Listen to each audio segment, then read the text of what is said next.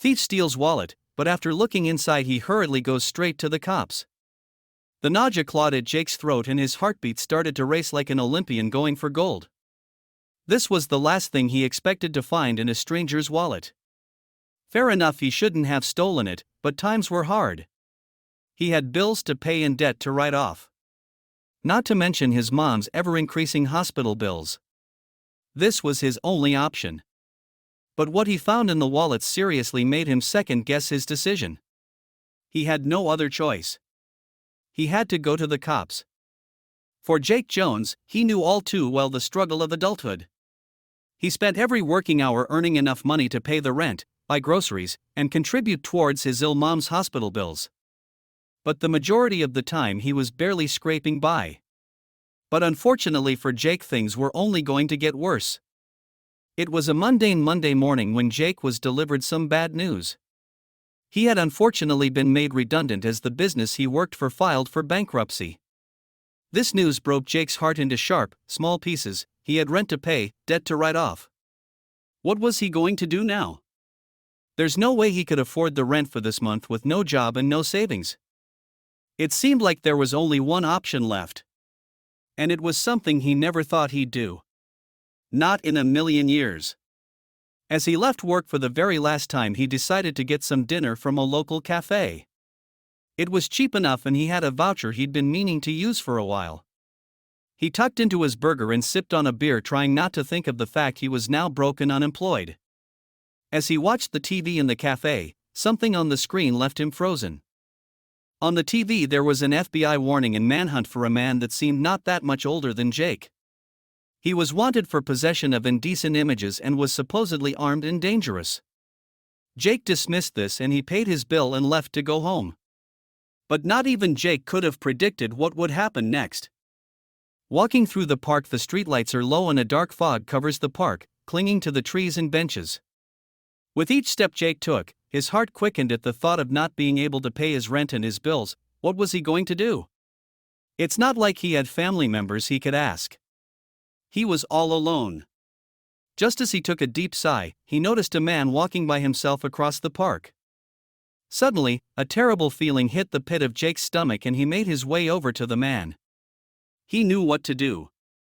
Jake sprinted over and knocked the man down while taking whatever he could from his pockets. He didn't care what he had, Jake knew he needed to take it.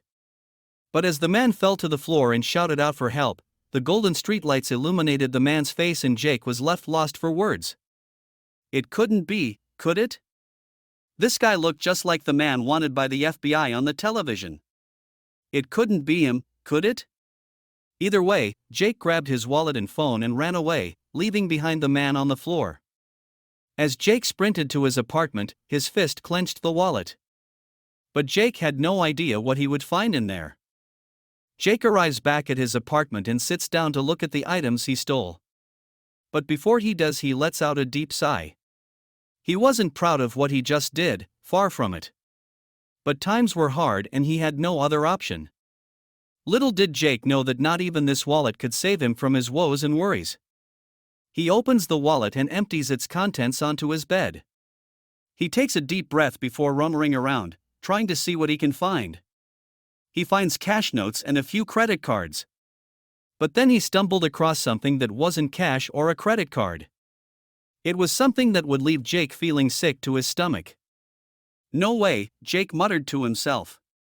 He felt his heart drop like he was on a 200-foot roller coaster and his palms started to sweat.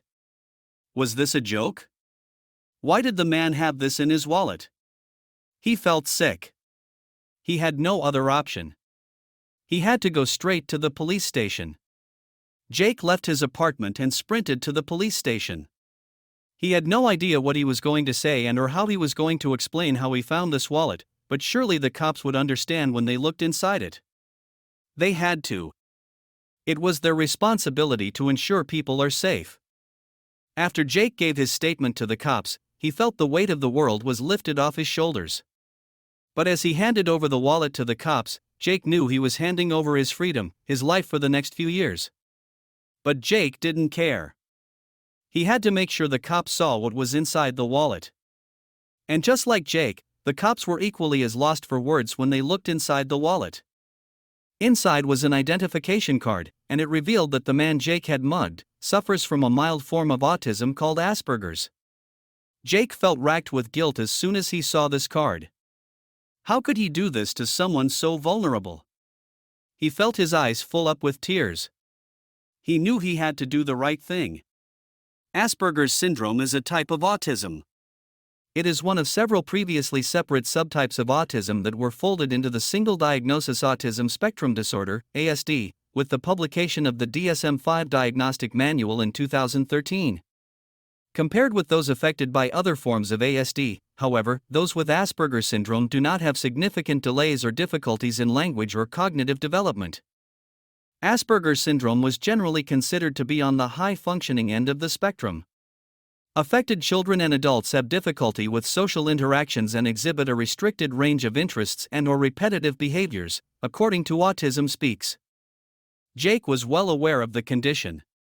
He felt truly awful. How could he make things right?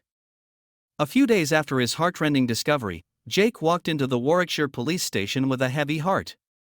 He turned himself in to the police, explaining that he was scum for what he had done and that he deserved to be locked up. He was booked and a trial date was set.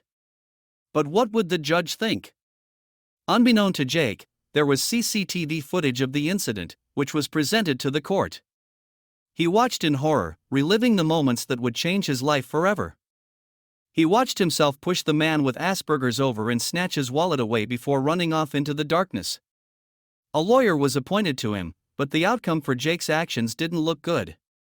The first significant mitigation is his early guilty plea. He describes himself as scum to the author of the pre-sentence report, reflecting his genuine shame at what he had done. Tom Schofield, the lawyer defending Jake, said. And he handed himself in to the police, although he had then moved out of the area and made full admissions, he added. The judge presiding over the case, Judge Sylvia de Bertadano, decided to take the young man's advice. She, too, had to do what was right. She had to ensure that justice was served. She began, a young man who suffers from Asperger's syndrome was walking through Nuneaton, and you started to follow him, clearly with the intention of taking the opportunity to rob him. You may not have known this young man had Asperger's, but you knew he was vulnerable because he was on his own at night, Sylvia de Bertadano continued. But would the court show mercy to Jake for coming forward of his own accord, or would he be sentenced to imprisonment for his crime? The judge was silent for a few seconds before continuing. It is a great shame you come before the court for such a serious offense. It is clear that this was out of character, the judge continued. I have 2 boys to consider, not just you but the boy you attacked and robbed. The message has to go out that people who do that go to prison. After hearing the testimony after the man who Jake had robbed, the judge was ready to make her ruling. This is a young man who struggles in life, and he has described in moving terms how much worse that struggle has become as a result of this, the judge in Warwick Crown Court added. Jake admitted to mugging this man as the shame and guilt was too much for him. He knew he had to pay for his crime. It wasn't like him to have done something like this, but times were hard. Jake was jailed for 2 years at Warwick Crown Court after he admitted to the robbery.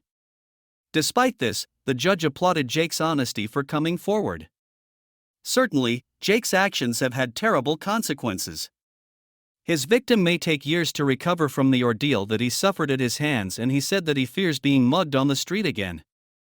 However, Jake himself may also never be able to live a normal life again. In the end, Jake's actions have had an impact on both of their futures. Thanks for watching, like and subscribe for more.